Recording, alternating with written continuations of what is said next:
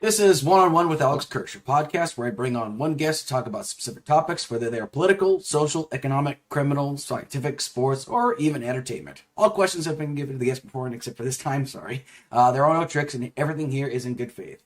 Today's guest is a well-established content creator in the pickup artist game, with over 190,000 followers on YouTube, and has hosted a variety of debates and panels on topics ranging from premarital sex. Excuse me. It's 193,000. I'm For sorry. clarification. 193,000, my apologies. I'm sorry, it's a bit early. Pickup artists and other issues like the red pill. Now, let's welcome to the platform Alex from Playing with Fire. Yeah, man. Thanks for inviting me on. I see we have the same name, so that we're off to a good start so far. Absolutely, absolutely. So why don't you go ahead and give us a little bit more context, a little bit of more background on yourself, please? Sure. My name is Alex. I run a channel called Playing with Fire. We specialize in giving practical, no BS dating advice. We sometimes go a little bit broader than that. We do debates. I host debates. Sometimes I participate in debates. We've done things related to politics, but we typically stay out of that and mainly focus on dating, relationship, gender dynamics, manosphere type of topics. But yeah, if you want to learn how to actually meet girls with no BS, then my channel's the place for you. If you want to just circle jerk to a bunch of, I don't know, red pill talking points, then probably not the channel for you. Gotcha. Yep. And I really do appreciate it. I actually watched I watched some of your videos and I watched some of your panels and debates and whatnot. So my occupation is I'm a truck driver, so I listen to a lot of stuff on the road, right? And yesterday I actually found the one where you actually interviewed Baxter and Mystery, and that's something I'd really like to get into. That was really fascinating, honestly, because I've actually, like I told you before, I actually read The Mystery Method. So I figured we could talk about that real quick. But we're going to cover two quick topics today. We're going to talk about pickup artists, and the second we'll be covering the panel that took place about 2 weeks ago with content creators known as Fresh and Fit, where they hosted a panel of other red pillars and guys in the red pill stratosphere. So you ready to get this thing started? Yeah, of course. Fantastic. Okay, so why be a pickup artist? What's the appeal of being a pickup artist, essentially? Well, I think that if you're already someone who's naturally really good with girls, then you're probably not going to gravitate toward pickup artistry. But for me and for a lot of guys, it's just I wasn't good with girls growing up. I was a virgin until I was 19. I was really struggling with girls through my early 20s. It caused me to, in addition to the obvious, which is not getting laid, caused me to become depressed and borderline suicidal at times. It just took a big toll on my mental health, and that's what I hear from a lot of other guys. So for me, when I was in college, well before I knew about pickup artistry, I was going out almost every night, getting drunk, trying to pick up girls, and 99% failing. So I was already doing pickup before I knew pickup existed. When I was 22, I read the book The Game, and that opened up a whole new world for me. The analogy I always give is imagine you have this weird disease that you think you're the only one that has it and you're not sure if there's a cure. And then you discover there's a whole community of people have that same disease, and some of them have overcome that disease with these treatments. That's kind of, obviously it's not disease, but I think you see the point. Yeah. So that kind of opened up a whole world of exploration for me. I started watching a lot of pickup videos, started applying the advice. And at that point, my learning, which one was going like this, literally I was improving by 0.1% every 3 months, started going up and up and up and up because I started learning from other people's mistakes and started seeing, okay, here's what this guy's doing. Okay, this is a good idea. This explains this situation, stuff like that.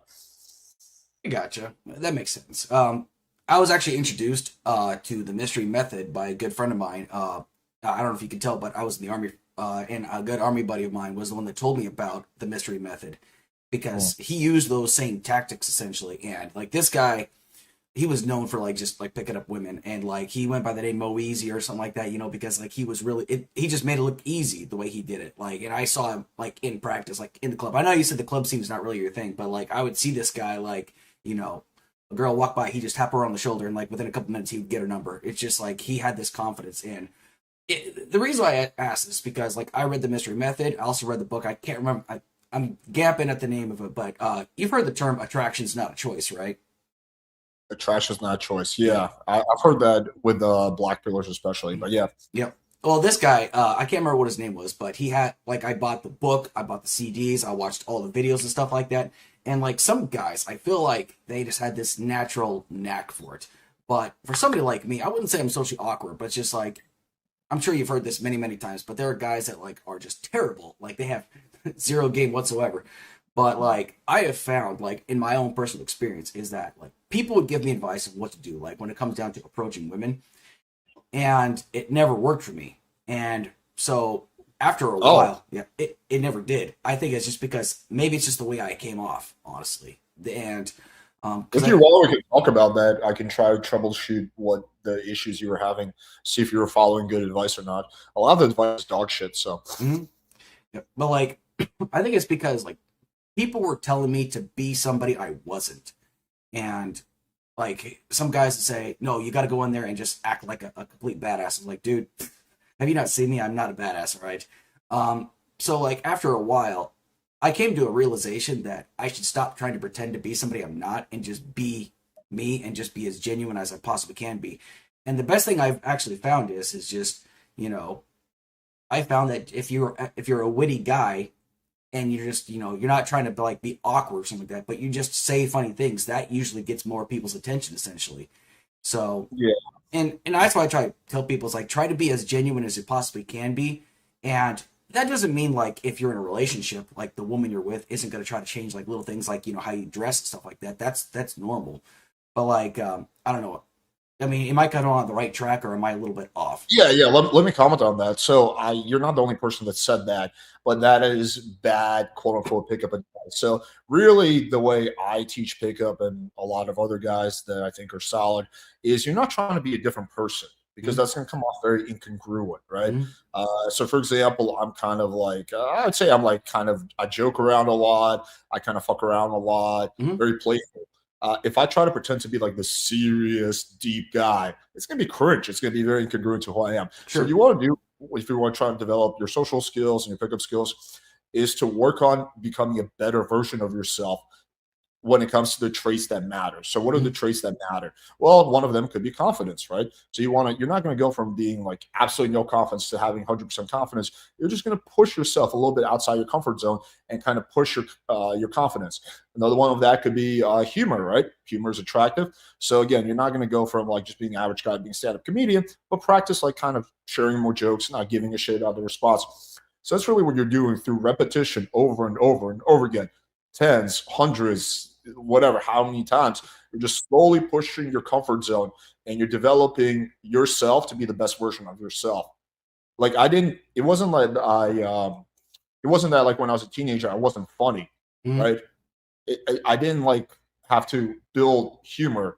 I was always relatively funny. I was just really self conscious, so I would never tell jokes, and I was really worried about what people would think of me, and that made the delivery of my jokes bad. You know, with humor, it's like all about Sure. delivery, right?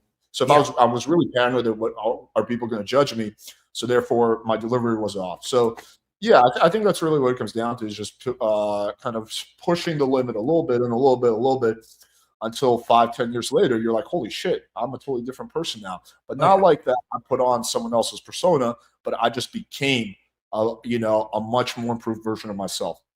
Absolutely. And that's the thing. It's just like when I found that I became just more genuine and more honest with myself, because like that's the thing that I've also found with like guys like myself when I was single is that like I had a lot of confidence issues because like I always doubted who I was as a person, right? But again, that's because like I was trying to be somebody who I'm not. And so like when I realized this is who I am, this is who I need to be, and it's like it doesn't mean like what was it? How do I put this? When I'm trying to be myself, right? I don't think like when you approach a woman, she doesn't want to know everything about you all at once. It's just you kind of got to trickle it in just a little bit. But like over the years, like I'm pretty sure just like you, like I got rejected a lot. And the thing is, like with guys like me, I took rejection like really really hard. And I know a lot of guys that they take rejection hard, and then next thing you know, they're just like calling all women that reject them whores and things like that. I was like, dude, don't do that. Don't do that. That's Well, the not the way. interesting thing about rejection Yeah, is the girl's not actually rejecting you; she's rejecting her idea of you. yeah, Right. So if you talk to a girl for 30 seconds, how well does she really know you? Does she know the real you? No. And her perception of you is going to be influenced by how her day is going, hmm her past relationships. her relationship with her dad, Yeah. whether some guy on Tinder a week ago fucked her and ghosted on her, or she had a good Tinder experience. There's so many things that are going to trickle into it, which is why rejection is never personal because Yeah. the girl doesn't really know the real you. She's just rejecting her perception of you. Yeah, absolutely. And I think a lot of guys that are out there like looking for women, they just take it completely the wrong way. Because I've seen so many guys that like, they're completely shit faced. It's like 1 o'clock in the morning, the bar is closing in about an hour and a half or so, and they're trying to approach a woman and she just completely rejects it. And then he just like insults her. I was like, dude, not cool, man. That's not going to help you. And like people observe stuff like that. People observe behavior like that. And, I'm of the mind that do you think like, for example, if you're out there meeting, is it better to kind of like have a couple drinks or just, be of a sober mind or something like that? I mean, when it goes to like picking people up essentially. So I personally don't drink at all, but it's not because of pickup at all. It's for health issues. Yeah, A long story, but I can't really drink. that's fine. When I was learning pickup, initially I was so nervous I had to have at least like 6 or 7 beers to approach a girl, Hmm. and I actually got to a point where I was like intermediate. Maybe I could get laid. I was getting laid at this point, but I had to drink every Hmm. night I went out. That was 5, 6 days a week. So one of my buddies challenged me to like, hey, you should try to pick up girls sober. And I was like, yeah, I can do that. And then I tried it and it was like super awkward. So what I did was I kind of started like lowering them out. So instead of having 5 beers, I'd have 4 beers. And then I got to a point where I was having like 1 beer and I was able to approach. And then I was like, okay, whatever, I can just stop drinking. So I do think you learn a lot faster if you're sober. Hmm. Well, once you get to a really good point, there's nothing wrong with having a few drinks with your friends. Hmm. Yeah, but like once you're like slobbering drunk, then your appeal just like kind of goes No, down too. no, yeah, you can't really run game if you're slobber drunk. It's like you can be mildly buzzed, but you can't even be like super buzzed. Yeah, absolutely. Um, so one thing that I noticed, because like I said, yesterday I watched the interview. That was about a month ago with Mystery and Baxter. Mhm. And as somebody like that read the Mystery Method twice, right? And I hadn't really even thought of like Mystery because, like I said, I've been married for 10 years now, very happily married. Not looking whatsoever. But the thing is, like, I still found it fascinating because like the thing I've noticed like with Mystery, especially like hearing like the questions you were asking him, is that there are some people out there that are pickup artists that are just saying no, just be an asshole. Being an asshole is like what women want. But Mystery didn't come off like one. He just came off as a Really? confident. Who says that? I Huh? don't know any pickup artists that say that. That I've seen a few that they say like treat women like shit. They'll love you forever. It's like no, I don't go Really? with it. Yeah, I can't remember the names of some guys, but That sounds more like red pill shit. But all right, sorry, keep going. it's okay. But like Mystery just came off like saying like he viewed women for their personality. Yes, looks are important, which that makes sense. I mean, there's got to be like some level of attraction that you got to have to somebody that Of you course. approach, right? But the thing is, like he focuses on the whole person, which and he just finds like, and it seems like he's very good about like picking up on indicators. Somebody like me, I miss signals all the time. Like even my wife, like when she flirts, sometimes I miss like what she's saying. That's just like between her and I though. But like there are guys like out there that miss the signals. Like they think they're having a great time, and a girl gives them a signal, and they're like oblivious to it. I mean, what are some ways that like some guys that might be oblivious to the signals? Like what kind of advice would you give guys like that? Yeah, it's just basically developing your social awareness. So there's self-awareness, right? Which is when you can recognize about yourself, and there's social awareness. So being able to pick up on what's happening in social situations. Um, okay, I'm gonna preface what I'm saying is this only applies if you don't have like severe autism or some kind of mental disability. For Mhm. those guys, it's a whole different fucking roadmap, Yeah. and I can't even begin to speak on that. This is for guys with maybe mild autism to no autism, right? So a lot of it is it's not that exciting, but a lot of it is just going out and practicing Hmm. and trying sober and being self-aware and looking at what happens. One thing that could really expedite the process, I do this sometimes for my friends. I don't really do any like cold approach boot camps or anything, but for some of my friends, I'll go out with them and I'll try to help them. Is I'll just video record them with audio, right? So I'll record them talking to girls and then I'll watch it back with them and I can show them exactly what they were doing, what social cues they missed, right? And just doing that over and over again. I think like yeah, like video recording and audio recording is just a massive, massive way to speed up the process, especially if you have someone who like knows this shit helping you, because they can really just point out like all the hey man. there was this green light here. You just totally missed it, right? So I think that's probably my answer. I don't know. I feel like there might be more answers to this, but that's just the Mhm. only one that comes to mind.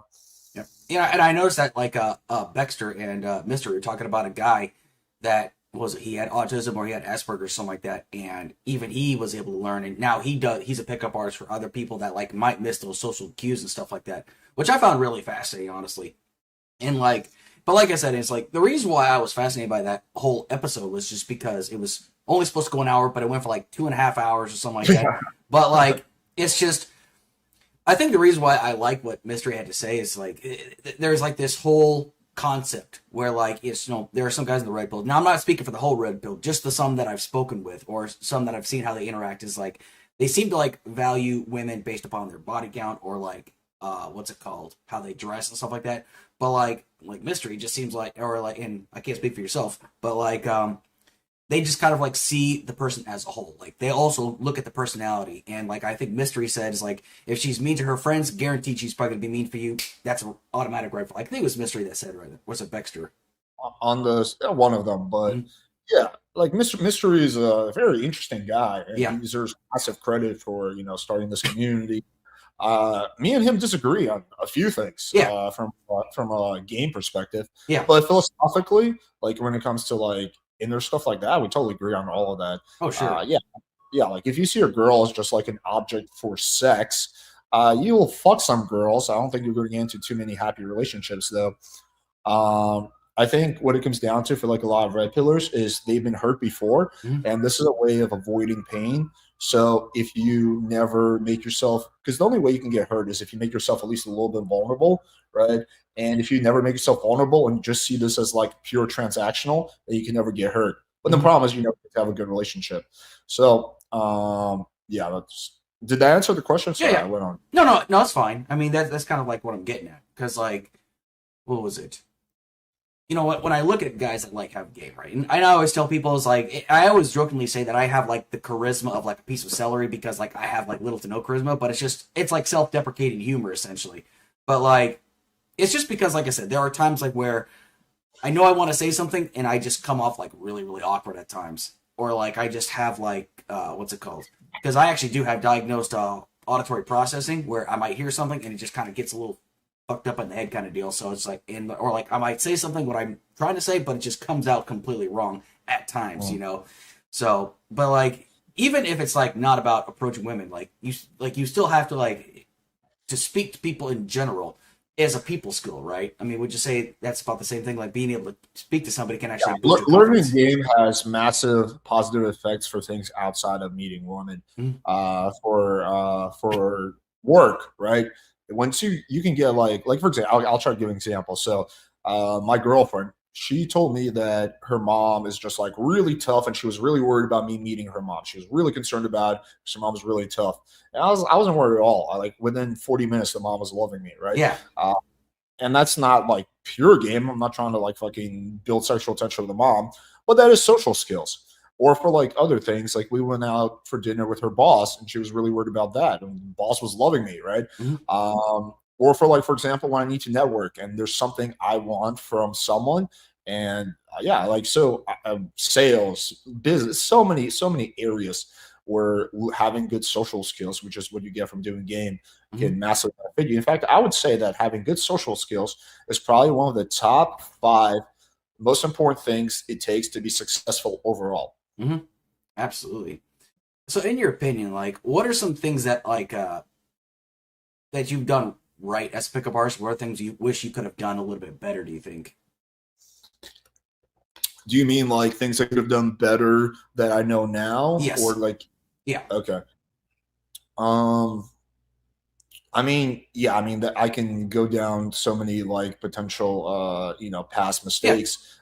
There's always, I mean, I figured out all the stuff at the end, Mm-hmm. but it was more painful than it needed to be, and took a lot longer than it needed to be. I Sure. mean, depends on what age of my life we're talking about. Let's go to Virgin Alex, 18 years old, freshman year in college. Yeah. I mean, I remember I had this girl that I was attracted to, a hot girl sleeping in my bed, and I still didn't make a move. Mm-hmm. Uh, why? Well, because I didn't know that her sleeping in my bed meant she was into me. Yeah. That is horrible, horrible, horrible social awareness. All my friends made fun of me, and rightfully so.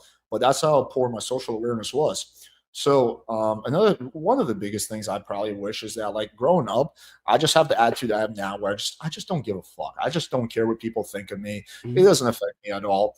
And I wish I had that in middle school and high school and college. It would have made my life so much easier and so much better if I just wasn't so preoccupied about what people thought about me. Sure. Uh, in terms of things I did right, I mean, like, I would say, like, I'm pretty happy where I'm now.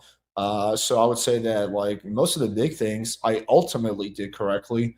Learning game, starting a business, learning how to get better relationships. Mhm. Um, yeah, I can't really think of anything that is, like, specific about things I did right, because I feel like if I'm in a good place right now, then actually, on a different note, the one thing I wish I could have done differently was not go hiking in Santa Monica and get Lyme disease. But other than Oh, that, like, Jesus. things related to, like, social stuff, yeah, Mhm. I mean, I feel like even though I made a lot of mistakes, eventually I figured out a lot of this stuff. So, and before we move on to the next topic, like my next thing is like, if guys like want to learn how to game, right? If they were to like look at anybody, let's say it's not mystery, and let's say it's not you or something like that. Like some guys might read the book "I Hope They Serve Beer in Hell" by Tucker Max, but apparently that guy is apparently not a real pickup. Like some of his stories are completely flat out fake or something like that. Like I think he got called out on Opening Anthony or something like that, one of his stories, because he says he had the video, but then he doesn't have the video. But like if other guys like wanted to learn how to game, like what advice would you kind of give them? And if they're worried about rejection, like what kind of stuff would you tell them regarding that? Like if there was a somebody you would reference them, it's like, hey, check this guy out, or uh, what kind of advice would you give regarding that? Yeah, sure. Real quick on Tucker Max, he was actually my gateway before I read the book Yeah, The Game to the whole idea of approaching girls. yeah. I read his book when I was a freshman in college, way before I knew about pickup when I was a virgin, and that opened my mind. And then when I read The Game when I was 22, my brain was already more open to that. Sure. Uh, but yeah, sure, he's definitely not a pickup artist. He definitely doesn't teach game, and yeah, it seems like he definitely lies about some of the stories. And he doesn't even do this anymore. He's married with kids now Yeah. and shit. Um, okay, in terms of, like, guys, so about rejections kind of goes back to what I was saying. Remember, girl's not rejecting you, she's rejecting her perception of you. Everyone gets rejected, even the guys who are the best. Mhm. Everyone gets rejected. Yeah. And there's nothing wrong with rejection either. You just have to learn how not to take it personally. Hmm. Rejection makes you stronger. Yep. Uh, Keep in mind also that if you go out and get rejected by a girl, the other 95% of guys on the street wouldn't even be able to approach her. So take some perspective. Hmm. In terms of what was the first question in terms of things? If guys want to learn how to game, like, are there any other people that you'd probably recommend, or any things that you would recommend to guys to like? Sure. Yeah. Yeah, there's channels I recommend. Austin Summers, really good. Marcus Wolf, um, from Ultimate Man Project. Mhm. Let's see who else. Gabriel Gray from Social Hacker. Those are three really, really solid options. Of course, my channel. Obviously, I'm Yep. biased there. I do Yep. feel like I give a lot of really good information for free. Oh yeah. Um, I wish I had my channel when I was, like, getting into game. It was Oh saving yeah. me a lot of time. So those are the resources I would recommend in terms of, like, things to do to get better. I mean, that's I could go on a 20-minute Oh yeah. monologue for that. But I would say, like, the biggest thing is practice not giving a fuck.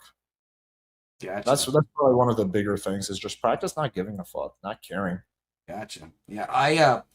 What was it, like a mantra that I like to go by, and I think this applies at life in general. Like, and it's from Mark Cuban. He says you can be wrong 1,000 times. You only need to be right one time, which I think is a very true statement. And I think like that's completely undervalued. Like you could be wrong. Like you could crash and burn like 1,000 times, whether it's like getting a job or meeting a woman or something like that. You only need to be right one time. I was right that one time, and I feel so much better about myself. And like my wife, she gives me the confidence to be a better man every Yeah. single day. And You're not sitting there thinking about, like, the yep, 20 girls who rejected you before your exactly, wife. Oh, yeah. It's exactly. just something like that. One tip I will give is doing sales massively increased my learning curve. Mhm. So if you're doing sales, most people are not good at for sales, but I started doing sales because I wanted to help with my game because I heard good things. And Yep. then I actually started enjoying sales and making money. So I kept doing it. But sales is like a nice little cheat code if you can suffer through it. Certainly. Absolutely. So, well, thanks for your input on like pickup stuff. So, how about the next topic? Sure, yeah. All right. So, I watched the majority of that panel that Fresh and Fit hosted. I think it was in Florida. I think it was where they hosted it. Or Remind me again which one. It wasn't anything that involved me, I believe. no, it wasn't. Which It was like Wes Watson, Andrew Wilson, all Oh, those. with Andrew, right? Yes. Yeah, yeah. That. Okay, I'll be honest. I only watched the Andrew versus West part, Okay. uh, Yeah. but yeah, I watched most of it. I don't see the thing was like the only people that I knew on there was Fresh and Fit and Andrew. Now Andrew and I have history. I'm not going to go into it. So, but like long story short, I didn't know who any of these guys were.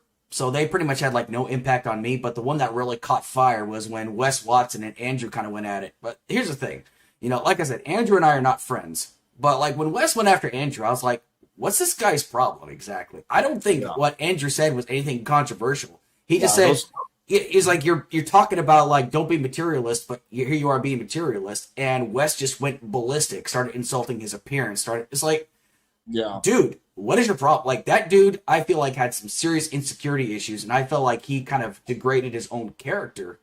This is supposed to be a panel about how to be a man, and he just went off the rails and just made himself look even worse. I mean, that's just my point of view. I 100% agree with your assessment. I mean, there was like other interesting like tidbits. Like for example, well, first of all, let's acknowledge this. If it was like any other panel, he would have gotten kicked out a long time ago. When Mhm. you're on a panel, you cannot physically threaten another person on the panel with Yeah. violence. He got lucky that's Fresh and Fit. Other panels, he would have been kicked off. That's the first thing. Second of all, notice how like Myron, who's like he's so quick to put girls in their place for interrupting him. It's so quick. All a girl has to say 2 words, just quiet for like 80% of it. Yeah. But in the end, Myron was like, "Hey man, let's take it easy. Let's chill out." Yeah. Wes is like, "I'll leave right now. I don't give a fuck." Right. So just massively ungrateful. Hmm. If I was the organizer, I'd been like, okay, get the fuck out. Yeah. Like you're acting like you're doing us a favor. But yeah, I mean, first of all, what he said was dumb, which is, he's like focusing on you have to be ultra rich to talk about being rich. That makes no sense. Like what I have to be in the army to talk about military service. Like it's just a silly argument. I have to be from Israel to talk about the war. Hmm. Like none of it makes sense. And the whole focus on materialism is something I've always rejected. Uh, According to what the studies show, is that yes, making money does make you happier up to a point. Once you get to like upper middle class, there's no increasing benefit to making more money. So you do get a happiness benefit according to statistics from going to poor to middle class or upper middle class. But past that point, and I think everyone can agree, is that like, yeah, you should strive to get to a point where you're financially comfortable, right? Hmm. I think that's great advice. But going from like the focus on like these materialistic things like fucking Bugattis and like fancy watches Hmm. and all this shit, like that's not going to make you happy, at Hmm. least not long term. And just like to me, when people brag about their wealth, I just think so little of them. Like, I don't know, man. I just think that shit is corny as fuck. Oh yeah. Uh, like the people I know, it's not like I know that many, but the people I know who have like legit money, like over $1 million, they never mention it unless you ask them. Yeah. Like they never like talking about it or like rubbing in your face. So uh yeah, I just every single thing about Wes I thought was just sad from what I saw in that event. Oh yeah. And yeah, I'm not really friends with him either, so it pained Yeah. me, but yeah, I took his side and when I did my reaction video. Yeah. Yeah. I think I was starting to watch your actual video. I had to go to bed or something like that. But it's just like, every bit of it. I just like the red flags. Like were all there. It's like if he's like that in public, what's he like in private? Kind of deal. I just wonders like how bad does Probably he? worse. Huh? Probably worse. Probably a I lot mean, worse. you did 10 years in jail. You don't get that for like fucking holding a little bit of drugs. I mean,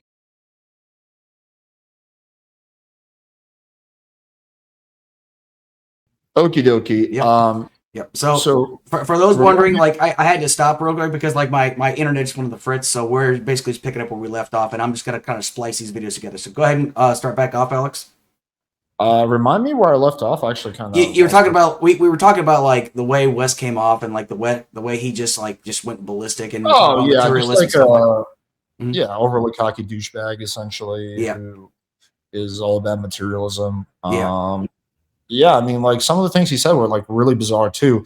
He was talking about like, yeah, when I take my shirt off, my kids look at me, and it's like my dad's Superman. It's like, wait, are you trying to get jacked so your kids think you're cool? What yeah, is that? What you're trying to say? yeah, But yeah, Andrew can be quite aggressive sometimes, but in this situation, he was super chill. yeah, It was definitely 100% West that instigated and yep, then took the level of conflict up a notch by making yeah, it personal. He was the one that went personal first. Only after he did that multiple times did then Andrew retaliate. yep, And honestly, I thought what Andrew said was like kind of funny. It's like yeah, he wasn't like really, really trying to make it like super personal. It feels yeah, like, yeah. No, but yeah, like if you're gonna start shit with someone, then you're gonna like escalate, make it personal. Like you can't be surprised that they kind of fucking give you a little shit back. But yeah, yep, like physical violence is never appropriate, especially for a discussion. yep. So yeah, this is the first time I ever heard of Wes, but my impression is overwhelmingly negative after that. Also afterwards, like I learned people were telling me, oh, he charges like $10,000 for like calls or whatever, and all he What? does calls is he just like berates you.